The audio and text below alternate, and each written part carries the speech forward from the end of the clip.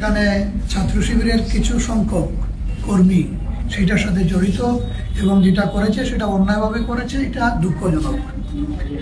দ্বিতীয় যে বিষয়টা হলো যে আমরা পরস্পরই ইসলামী সংগঠন, আমরা দেশ এবং জাতির ভালো চাই, আমরা এই দেশে একটি ইসলামী পরিবেশ চাই এবং আল্লাহ রসুল সাল্লাল্লাহু আলাইহি সাল্লামের আদর্শের আলোকে একটি সুন্দর রাষ্ট্র প্রতিষ্ঠিত হোক, সমাজ প্রতিষ্ঠিত হোক।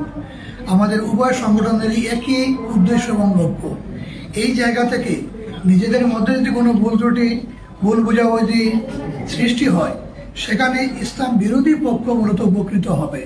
সেই অবস্থায় যদি আর কোনো এই ধরনের কোনো ভুল বোঝাবুঝি কখনো তৈরি হয়, আমরা পরস্পর বসে এই বিষয়ে তাৎক্ষণিকভাবে মীমাংসার দিকে যাব এবং কোনো কর্মী যেন এই ব্যাপারে বাড়াবাড়ি করে এমন কোনো পরিস্থিতি তৈরি না করে যেটা করলে ইসলামের ক্ষতি হয়, সেদিকেও আমরা সতর্ক দৃষ্টি রাখার জন্য সকলকে আহ্বান জানাবো। এমসি কলেজের ঘটনায় আহত শিক্ষার্থী মিজানুর রহমান রিয়াদ, সে আসলে যেভাবে আহত হয়েছে, আমরা তার প্রতি সহমর্মিতা প্রকাশ করছি, দুঃখ প্রকাশ করছি এবং তার সুচিকিৎসার জন্য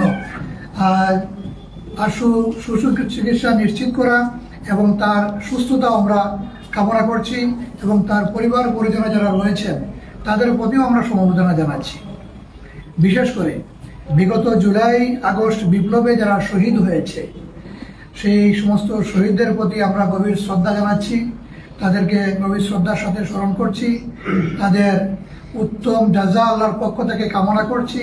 ঠিক একইভাবে যারা আহত হয়েছে, পঙ্গু এবং অন্ধত্বর মধ্যে রয়েছে, তাদের আশু সুস্থতা কামনা করছি এবং এই জুলাই বিপ্লবে যারা রক্ত দিয়েছে, তাদের রক্তের যে দাবি ছিল দেশে একটি বৈষম্যহীন সুন্দর শান্তিময় সমাজ প্রতিষ্ঠা, সেই শান্তিময় সমাজ প্রতিষ্ঠার ক্ষেত্রে আমরা উভয় সংগঠন ঐক্যবদ্ধভাবে কাজ করব, এবারে আমরা একমত হয়েছি।